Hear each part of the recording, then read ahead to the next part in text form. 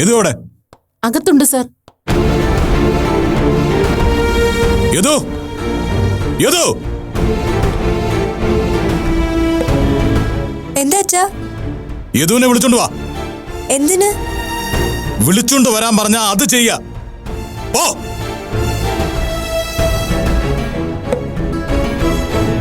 എന്താ നീ എന്തിനാ ഇങ്ങനെ ബഹളം വെക്കുന്നേ? ചോദിച്ചു കേട്ടില്ലേ? ഓരോന്ന് പഠിപ്പിച്ചു വിടുന്നതിന്റെ ഗുണം കുട്ടികൾ പുറത്ത് നിന്ന് അറിയിക്കുന്നുണ്ട്. ആർക്കായാലും അഭിമാനിക്കാം. എന്താ നിന്റെ മനസ്സില്? എല്ലാ കാര്യങ്ങളും ഇങ്ങനെ തന്നെയാണല്ലോ. ഞാൻ തെളിച്ചു പറഞ്ഞു തരാം. നീ അനാമിക കാണാൻ പോയിരുന്നോ? മുഖത്തോട് നോക്കടാ. എന്താടാ ഇത്? അമ്മ മിണ്ടായിരിക്കെ. നീ അനാമിക ആന്റിയുടെ അടുത്ത് പോയോന്നാണ് ചോദിച്ചത്. പോയി. എന്തിനായിരുന്നു? എന്താ നീ അവിടെ പോയി പറഞ്ഞത്?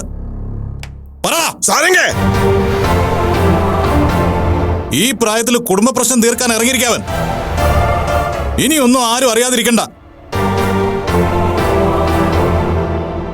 അനാമികയോട് ഇവൻ പോയി ചോദിച്ചത് അനാമികയും ഞാനും തമ്മിൽ രഹസ്യബന്ധം എന്തെങ്കിലും ഉണ്ടോന്നാ.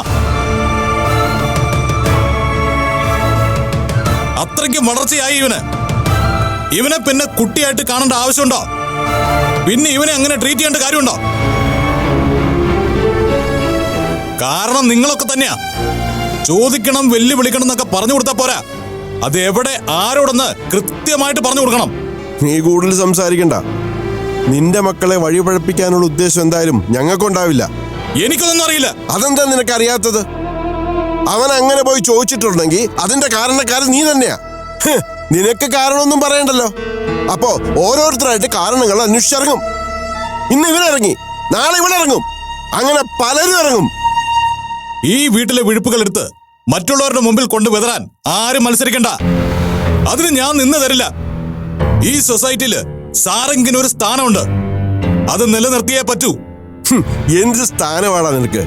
സ്വന്തം വീട്ടിനകത്ത് മനസ്സമാധാനം സൂക്ഷിക്കാൻ അറിയാത്തവന് സൊസൈറ്റിയിൽ എന്ത് സ്ഥാനം ഉണ്ടായിട്ടെന്താ? അത് വെറും കള്ളമാണ്, വെറും അഭിനയമാണ്. മിണ്ടരുതാരും. എന്നെ എതിർത്ത് സംസാരിക്കാൻ വേണ്ടി മാത്രം ആരും ഇവിടെ തങ്ങണമെന്നില്ല. മനസ്സിലായോ? ഇനി ഇതുപോലുള്ള എന്തെങ്കിലും കാര്യങ്ങൾ നിന്റെ അടുത്തുനിന്ന് വന്നാണ്ടല്ലോ, ഓർത്തോ. ആ,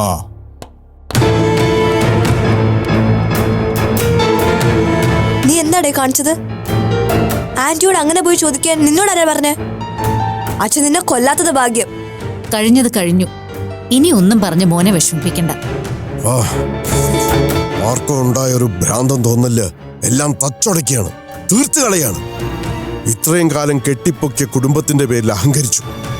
ഇനി അത് തകർത്തെറിഞ്ഞ രീതികളെ കുറിച്ചാവും അഭിമാനിക്കാൻ പോകുന്നത്.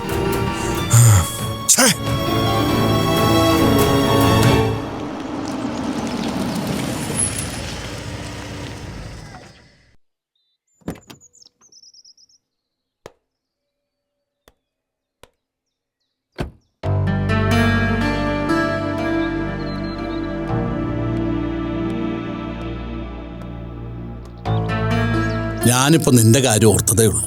വിളിക്കാനും തുടങ്ങായിരുന്നു. എന്താ?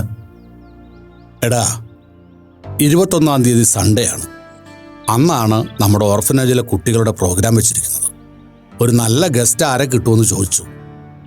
ഞാൻ നീ വന്നിട്ട് ആലോചിച്ച് പറയാമെന്ന് പറഞ്ഞു. നമുക്ക് മൈഥിലിയെ വിളിച്ചാലോടാ? അത് വേണ്ട, വേറെ ആരെങ്കിലും നോക്കാം.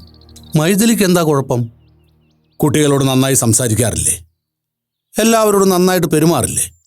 വേണ്ടെന്നല്ലേ പറഞ്ഞത്? ഏതെങ്കിലും ഫിലിം സ്റ്റാറിനെയോ സെലിബ്രിറ്റി ആരെങ്കിലും നോക്കാം നമുക്ക്.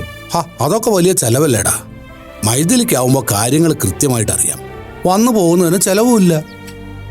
ഫാദറിന്റെ ഇഷ്ടം പോലെ എന്താന്ന് വെച്ചാൽ ചെയ്, എന്നെ നിർബന്ധിക്കണ്ട. കഴിഞ്ഞ തവണ ഓർഫനേജ് പ്രോഗ്രാമിന് മൈഥിലി വരണമെന്ന് ഏറ്റവും കൂടുതൽ വാശി പിടിച്ചത് നീയല്ലേ? അന്ന് മൈഥിലിക്ക് വരാൻ പറ്റിയില്ല. ഇപ്പൊ നിനക്കെന്താ പ്രശ്നം? എനിക്കൊരു പ്രശ്നവുമില്ല. വിളിക്കണമെങ്കിൽ വിളിച്ചോളാൻ പറഞ്ഞല്ലോ. നീ വിളിക്കണം. ഞാൻ വിളിക്കില്ല. ഞാൻ വിളിച്ച വരാനും സാധ്യതയില്ല. നീ വിളിച്ച വരാൻ സാധ്യതയില്ലേ? അതെന്ത് പറ്റിയടാ? അവരൊക്കെ വലിയ ആളുകളാണ് ഫാദർ. ഈ ഫംഗ്ഷന് പോകാന്നൊക്കെ പറഞ്ഞാലേ വ്യക്തിപരമായ കാര്യങ്ങളാണ്. വ്യക്തിപരമായ കാര്യങ്ങളിൽ നമ്മൾ ഇടപെടുന്ന അവർക്ക് ഇഷ്ടാവില്ല. കാര്യമായിട്ടെന്തോ പ്രശ്നമുണ്ടല്ലോടാ. അല്ലെങ്കിൽ നീ ഇങ്ങനെ സംസാരിക്കില്ലല്ലോ.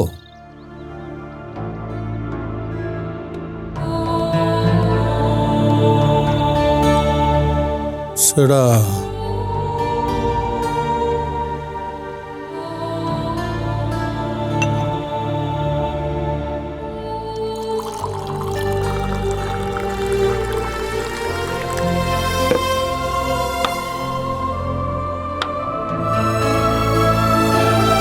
അരുണേ, നീ കാര്യം എന്താന്ന് പറയടാ. മാം ആകെ പ്രശ്നത്തിലാണ്. വീട്ടിൽ എന്തൊക്കെ ഇഷ്യൂസ് ഉണ്ട്. അത് ചോദിച്ചപ്പോൾ നീ ആരാ, നിനക്കെന്താ കാര്യം? ഞാൻ ഇനിയൊന്നും ചോദിക്കുന്നില്ല. എത്രയൊക്കെ അടുപ്പം കാണിച്ചാലും തന്തയും തള്ളയില്ലാത്തവനെന്നൊരു തോന്നലുള്ളിലുണ്ടാവും. ആർക്ക്? മൈഥിലിക്കോ? നീ ഒന്നും മിണ്ടാതിരുന്നേ. അല്ലെങ്കിൽ പിന്നെ ഇങ്ങനെ വേദനിപ്പിക്കുമോ? പെട്ടെന്നിപ്പോൾ ഗൗരവം കാണിക്കാൻ എന്താ കാരണം? ഡാ, എന്തെങ്കിലും അസ്വസ്ഥത ഉണ്ടാവും. മാത്രമല്ല, നിന്നെ വഴക്ക് പറയാനുള്ള സ്വാതന്ത്ര്യമൊക്കെ മൈഥിലിക്കുണ്ട്. അതിന് ഞാൻ വേറൊന്നും ചോദിച്ചില്ലല്ലോ അച്ഛാ. വിഷമിച്ചിരിക്കണ കണ്ടപ്പോൾ ഒന്ന് ചോദിച്ചു പോയി, അത്രേ ഉള്ളൂ. ഡാ, വിഷമം മാറുമ്പോൾ അതൊക്കെ തിരുത്തിക്കോളും. ദയവ് ചെയ്ത് നീ അത് പറഞ്ഞു വലുതാക്കരുത്. കണ്ടോ, ഇപ്പൊ ഫാദർ എൻ്റെ കൂടെയല്ല. ആ, ഞാൻ കൂടെ ഇല്ല. എടാ, നിന്നെ നോക്കൽ മാത്രമാണോ എൻ്റെ ജോലി? എന്തെങ്കിലും ഒരു കൊച്ചു കാര്യത്തിന് വഴക്കിട്ടങ്ങ് ഇറങ്ങി പോന്നോളും. ഞാനെന്താടാ നിന്റെ വിഷമം താങ്ങാനുള്ള അത്താണിയോ? ഒന്ന് പോകുന്നുണ്ടോ ഫാദർ? മനുഷ്യന് കുറച്ച് മനസ്സമാധാനം വേണം. ഇവിടെ അടുക്കളയിൽ നോക്കിയാൽ ചിലപ്പോൾ സാധനം കിട്ടും. ഒരു കാര്യം ചെയ്യും, ഞാനൊന്ന് പള്ളി വരെ പോയിട്ട് വരാം. നീ ഇവിടേക്ക് ഒന്ന് തപ്പിയിട്ട് മനസ്സമാധാനം കണ്ടുപിടിക്കാൻ പറ്റുമെന്ന് കണ്ടുപിടിച്ചോ. ആ, ഞാൻ കണ്ടുപിടിച്ചോളാം. ഓ,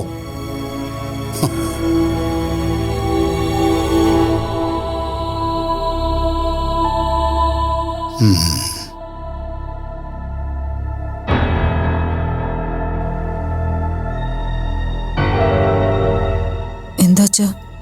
ഞങ്ങള് മോള് വരാൻ വേണ്ടി കാത്തു നിന്നാ. ഞങ്ങൾ പോവുക. പോവേ? എന്താ ഇത്ര പെട്ടെന്ന്? എന്താ അമ്മേ? അച്ഛന്റെ തീരുമാനമാണ്. ഞാൻ പിന്നെ എന്തു പറയാനാ? ആർക്കെങ്കിലും സുഖമില്ലാത്തതോ അങ്ങനെ വല്ലതും ഉണ്ടോ? അങ്ങനെയൊന്നുമില്ല മോളെ, പോകുന്നു, അത്രേ ഉള്ളൂ. എന്തായാലും ഈ രാത്രി പോണ്ട. ഞാൻ വണ്ടി പറഞ്ഞിട്ടുണ്ട്, പോണം. ഇപ്പോഴത്തെ അവസ്ഥയില് ഇവിടെ നിൽക്കുന്നത് കൂടുതൽ അപകടമാണ്. എനിക്കൊന്നും മനസ്സിലാവുന്നില്ല. എന്താ കാര്യം എന്ന് പറയാച്ചാ? അച്ഛനും മോനും തമ്മിൽ വഴക്കിട്ടു. ചെറിയ രീതിയിലൊന്നും അല്ല, നല്ല ബഹളമായിരുന്നു ഇവിടെ. എന്നിട്ട് സാരംഗ് പറഞ്ഞോ നിങ്ങളോട് ഇവിടുന്ന് പോവാൻ? ഇല്ല, പക്ഷേ ഒന്നിനു മേൽ ഒന്നായി പറഞ്ഞ് തല്ലി തീർക്കാൻ പറ്റില്ലല്ലോ. തൽക്കാലം ഒരു ചെറിയ ഗ്യാപ്പ് ആവശ്യമാണ്. ഇല്ലെങ്കിൽ എനിക്ക് എന്നെ തന്നെ നിയന്ത്രിക്കാൻ പറ്റില്ല. ഞാൻ തല്ലിപ്പോവും. അംബികേ, ഇറങ്ങാം. പോണെന്ന് ഉറപ്പിച്ചിട്ട് തന്നെയാണോ? മോളെ, നിന്നെ പോലൊരു മരുമോളെ കിട്ടിയതിന്റെ പേരില് അച്ഛനും അമ്മയും മറ്റുള്ളവരോട് സംസാരിക്കുന്നത് അഭിമാനത്തോടെയും അല്പഹങ്കാരത്തോടെയായിരുന്നു. തെറ്റിന്റെ ഒരു അംശം പോലും നിന്നിൽ കാണാൻ ഞങ്ങൾക്ക് കഴിഞ്ഞിട്ടില്ല. അച്ഛനോടും അമ്മയോടും നീ ക്ഷമിക്ക്. പ്രശ്നം ഞങ്ങൾക്ക് പരിഹരിക്കാൻ പറ്റിയില്ലല്ലോ.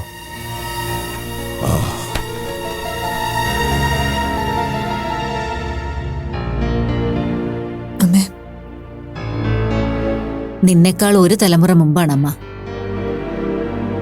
ഇപ്പോ ഒരു പെണ്ണ് കുടുംബത്തിൽ സംസാരിക്കുന്ന അത്രത്തോളം ഞാൻ സംസാരിച്ച് ശീലിച്ചിട്ടില്ല. അനുസരിച്ചാണ് ശീലം. ഒന്നേ അമ്മ പറയുന്നുള്ളൂ, പിടിച്ചു നിൽക്കണം മോളെ. എല്ലാം ഒന്ന് കലങ്ങി തെളിയുന്നവരെ ധൈര്യം കാണിക്കണം. ഇറങ്ങട്ടെ?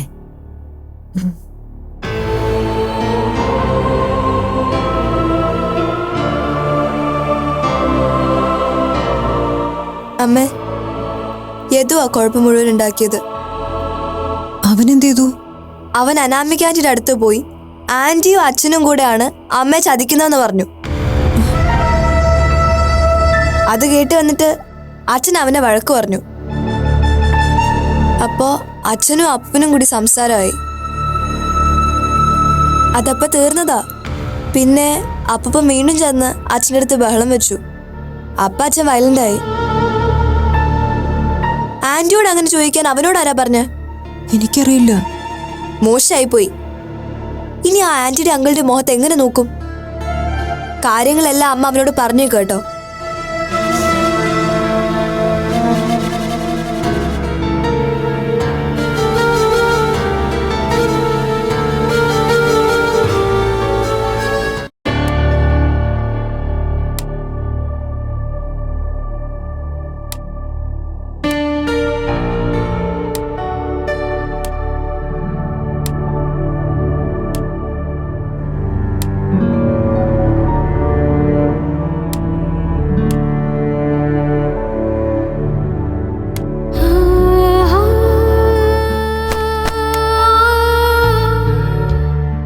സോറി അമ്മേ.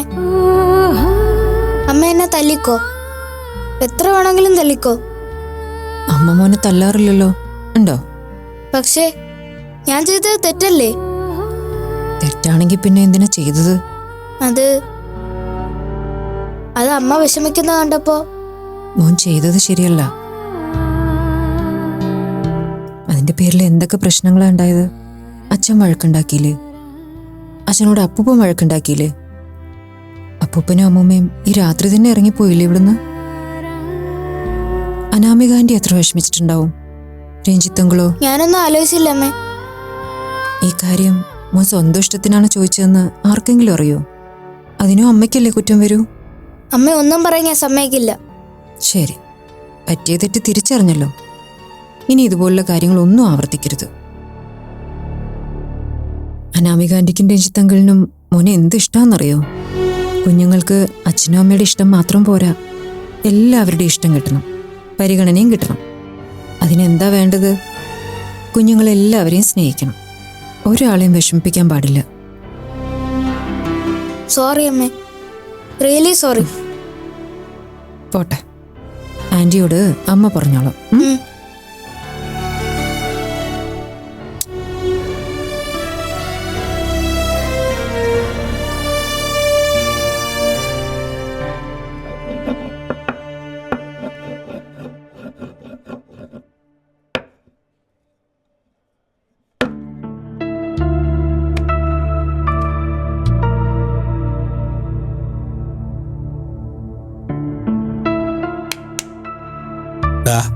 രാത്രി നിനക്ക് കഴിക്കാൻ എന്താ വേണ്ടത്? എനിക്കൊന്നും വേണ്ട ഫാദർ. പിന്നെ നീ എന്താ വായു ഭക്ഷിക്കോ? അതെ, അടുക്കളയിൽ ഇരിക്കുന്നതൊക്കെ കൊണ്ടുപോവാന്ന് പറഞ്ഞാലേ കൊണ്ടുവരാനിവിടെ ഞാനല്ലാതെ വേറെ ആളില്ല. ഞാൻ ചപ്പാത്തി ഉണ്ടാക്കുന്നുണ്ട്, ഒരു പരിപ്പ് കറി ഉണ്ടാവും, അത് മതിയോ? ആ മതി. ഡാ, ഒരു കാര്യം മനസ്സിലിരുന്ന് വിങ്ങുന്നു എന്ന് ബോധ്യപ്പെട്ടാൽ അത് വിട്ടുകളയാനുള്ള സാമാന്യ ബോധമെങ്കിലും മനസ്സിലുണ്ടാവണം. അല്ലെങ്കിൽ ഇതുപോലെ ഇങ്ങനെ ഇരിക്കാം. കേട്ടല്ലോ?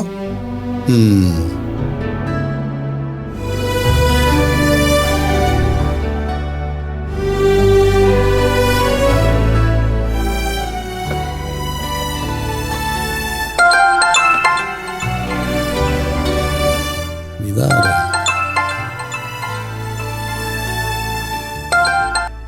ഹലോ ഫാദർ, അങ്ങയുടെ പുത്രൻ എന്തേ? സ്നേഹയായിരുന്നോ? അരുണിന്റെ ഫോണിൽ ഞാൻ എത്ര തവണയോ വിളിക്കുന്നറിയോ? ഫോൺ എടുക്കുന്നില്ല. എവിടെയാ കക്ഷി? ആളിവിടെ എന്റെ കസ്റ്റഡിയിലുണ്ട് മോളെ. ആഹാ, അത് ശരി. ഫാദർ എന്തെങ്കിലും കനത്ത ജോലികൾ ഏൽപ്പിച്ചു കാണും, അതാ ഫോൺ എടുക്കാത്ത. ആ, അത് ശരിയാ, കൊടുത്തത് കനത്ത ജോലി തന്നെ. അവന് അവിടെ ഒരു കസാരയിൽ അന്തം വിട്ട് മേലോട്ട് നോക്കി ഇരിപ്പുണ്ട്. എന്തുപറ്റി? അവനാകെ മൂഡ് ഓഫാ കുഞ്ഞെ. അവന്റെ ചേച്ചിക്ക് എന്തോ പ്രശ്നമുണ്ട്. അത് ചോദിക്കാൻ ചെന്നപ്പോ ചേച്ചി അവരെ വഴക്ക് പറഞ്ഞു. അപ്പം മുതല് ഇവിടെ വന്ന് അങ്ങനെ മുഖം വീർപ്പിച്ചിരിക്കുക. എന്റെ കുഞ്ഞെ ഞാൻ എത്ര പറഞ്ഞു മനസ്സിലാക്കിയിട്ടോ അവൻ കേൾക്കുന്നില്ല. ചേച്ചിക്ക് എന്ത് പ്രശ്നം? അവന് വെറുതെ തോന്നിയതായിരിക്കും. അത് തന്നെയാ ഞാനും പറഞ്ഞത്, കേക്കണ്ടേ? ഫാദറെ, ആ ഫോണിന്ന് അവനോടുത്തെ. എനിക്ക് ഒരു അത്യാവശ്യ കാര്യം പറയാനുണ്ട്. ഓ ആയിക്കോട്ടെ, ഞാൻ കൊടുത്തേക്കാം. ഡാ, സ്നേഹയാണ്. നിന്റെ ഫോണിൽ വിളിച്ചിട്ട് നീ എടുക്കുന്നില്ല എന്ന് പറഞ്ഞു. സംസാരിക്കടാ.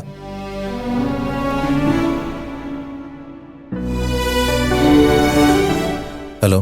ദേ, എന്തൊക്കെ പ്രശ്നം ഉണ്ടായാലും ഫോൺ വിളിച്ചാ എടുക്കണം, അല്ലെങ്കിൽ ഞാൻ ഏതെങ്കിലും കൂട്ടും കെട്ടി കാട് കയറി പോവും. എടോ, താൻ ഇങ്ങനെയൊക്കെ പറയുന്ന അറിയാം, അതുകൊണ്ടാണ് ഞാൻ ഫോൺ എടുക്കാണ്ടിരുന്നത്. എന്താ പ്രശ്നം? ചേച്ചിയായിട്ട് ഉടക്കിയോ? ഞാൻ ചേച്ചി ഒന്ന് വിളിക്കട്ടെ? അയ്യോ വേണ്ട വേണ്ട, നീ വിളിച്ചാ കനലുരുകുന്ന പോലെയാവും പ്രശ്നങ്ങൾ. എന്താ പ്രശ്നം എന്ന് പറ. എന്തോ പ്രശ്നമുണ്ട്, ആളാകെ മൂഡ് ഓഫാ. ഞാൻ ചോദിച്ചപ്പോ ദേഷ്യപ്പെടുകയും ചെയ്തു. അതെ, ചേച്ചി ആയാലും അനിയത്തിയായാലും അവർക്ക് ചില പേഴ്സണൽ പ്രോബ്ലംസ് ഉണ്ടാവും. അത് അപ്പൊ തന്നെ അറിയണമെന്ന് വാശി പിടിക്കരുത്. അത് വല്ലാതെ ബുദ്ധിമുട്ടിക്കുന്നതാണെങ്കിൽ അവരത് നമ്മളോട് പറയാൻ നമ്മൾ ഇത്തിരി സമയം കൊടുക്കണം. ഉപദേശത്തിന് നന്ദി. നീ എന്തിനാ വിളിച്ച്? നാളെ അച്ഛൻ വരുന്നുണ്ട്. 10-20 കൊല്ലത്തെ പ്രവാസ ജീവിതം മതിയാക്കി വരിക. ഓ, നിനക്കിത് ഇത്ര നിസ്സാരാണോ? അച്ഛൻ വന്നിട്ട് വേണം എനിക്ക് ഈ കാര്യങ്ങളൊക്കെ അച്ഛന്റെ മുന്നിൽ അവതരിപ്പിക്കാൻ. എന്നിട്ട് വേണം എനിക്ക് നിന്റെ കൂടെ വരാൻ. അത് കഴിഞ്ഞ് വേണം നിനക്കിതുപോലെ എന്തെങ്കിലും മൂഡ് ഓഫ് വരുമ്പോ അടുത്ത് വന്നിരുന്ന് നിന്നെ മടിയിൽ പിടിച്ചു കിടത്താനും തലയിലൊന്ന് മസാജ് ചെയ്ത് തരാനും ഒക്കെ. അതൊക്കെയാ ഈ സെന്റിമെന്റ്സിന്റെ ഒരു പരമ്പരാഗത രീതി. നീ ഒന്ന് പോയേ, വെറുതെ കളിയാക്കാതെ.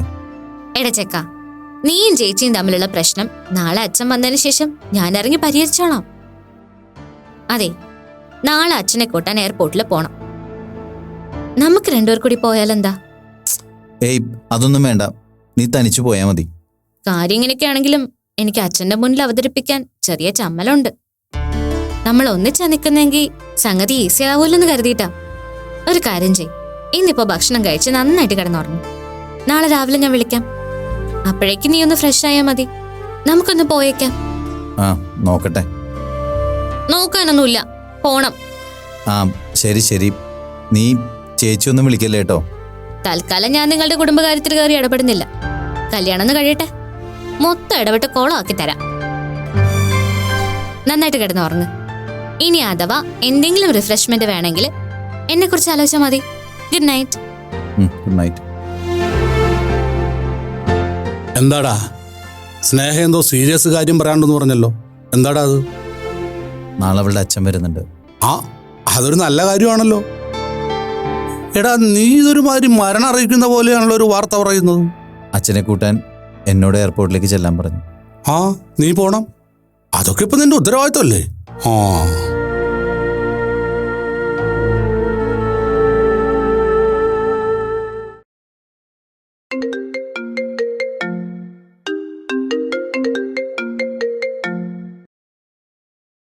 ഹലോ അച്ഛാ. ആ മോനെ, സുഖമാണോ നിനക്ക്?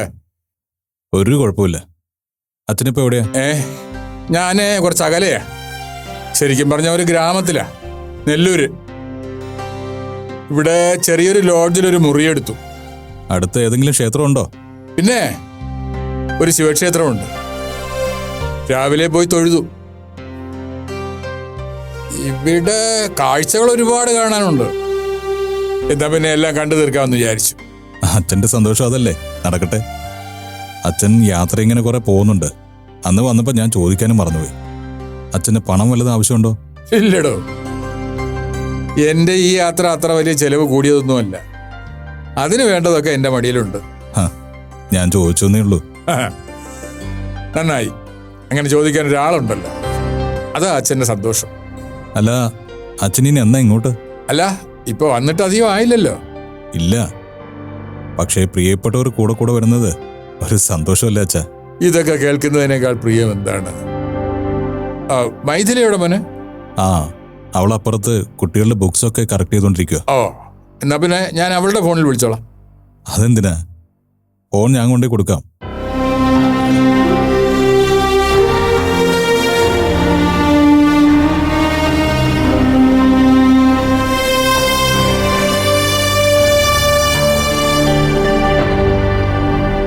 ഞാൻ പറഞ്ഞില്ലേ അച്ഛാ, നല്ല ജോലിയില്ല. ഇങ്ങനെ ഒന്നൊഴിയുമ്പോ ഒന്ന് എന്ന രീതിയിൽ ജോലി ചെയ്യുന്ന ഒരാളെ ഞാൻ എൻ്റെ ജീവിതത്തിൽ കണ്ടിട്ടേ ഇല്ല. ഞാൻ കൊടുക്കാം. ഇതാ അച്ഛനാ.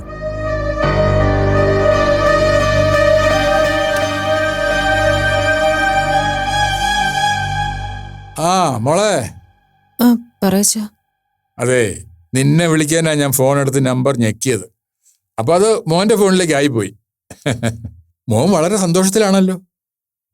കുറേ നേരം സംസാരിച്ചു എന്നോട്. ആണോ? നിങ്ങക്ക് സന്തോഷത്തിന് കുറവെന്താ അല്ലേ? അതെ. ഇതെന്ത് പറ്റി നിനക്ക്?